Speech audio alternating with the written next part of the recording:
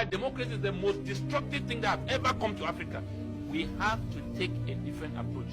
If a man like Ibrahim Traoré is taking a lead, Assimi Goïta is taking a lead, and they are opposing when they are seeing 15 million people in Mali went on the street to defend one man, Assimi Goïta, and they are asking the Malians to go back to a ballot box.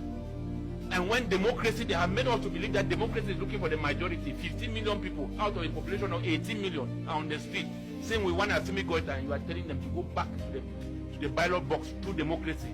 Something is wrong here, Mr. Akeboland. We do not need the Association of the United Nations. Okay. We do not need the veto power. We need unity. The dying problem of Africa right now is our unity. Yes. We have been believed and told and taught by the West that power is hereditary. Is not elected. Our leaders, before they are elected, they are selected. Not by the masses of their people, else the African people will not be agitating and will not be offended by the system of leadership in Africa and will not protest, and sometimes we see coups in different African countries to tell you that the African majority are displeased with what they are seeing in the name of leaders. These leaders are people that the majority did not vote them. They are all elected, appointed from minority groups. I've given very good practical examples. These are the agendas of the Berlin Conference, that when a call is made, it's prior to the Berlin Conference, that Africa is not owned by Africans.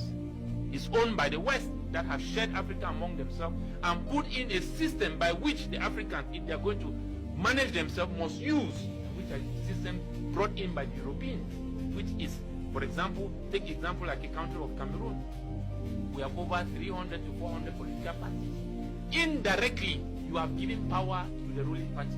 Why? Because we stand in different, what they call balkanization. The people are not speaking with one voice. They are not in one box. They have been splitted in small groups.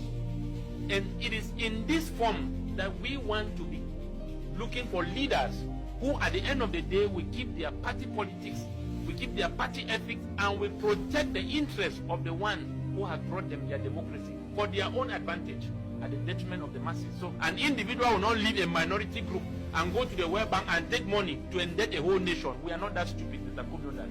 We should hold them responsible to pay that money. Yeah, but this monies were used to construct roads and... Mr. Akeboland, you cannot give loans to minority groups. This is not democracy. This is a violation of human rights, because the rights of the people... But they are the leaders. Who put them there, Mr. Akeboland?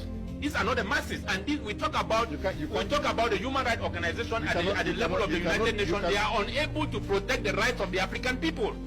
We have organizations that are all accomplices to the exploitation of African people. We cannot go by this definition and logic of these our leaders. Who put them there? And why are we agitating that they should leave and they are not still living? Because you cannot expect a poor people who cannot even feed themselves, cannot even defend themselves. And these are the people you are calling out to go and vote, knowing that those who have the yam and have everything can control the will and the destination of these people. This is where they have left us.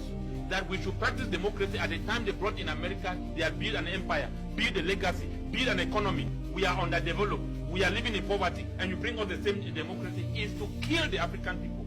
And the approach we need to take, Mr. Akeboland, is that we want our social development, economic development to be based on our human resources through our unity.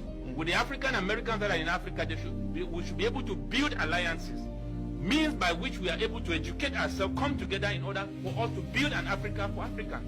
It's keeping America for Americans. Let us keep Africa for Africans. So they should not by any means, by any system, control Africa or intrude in Africa. That's not democracy. That's an abuse of human rights. So we should be able to define and charter our own course, because we have our own founding fathers.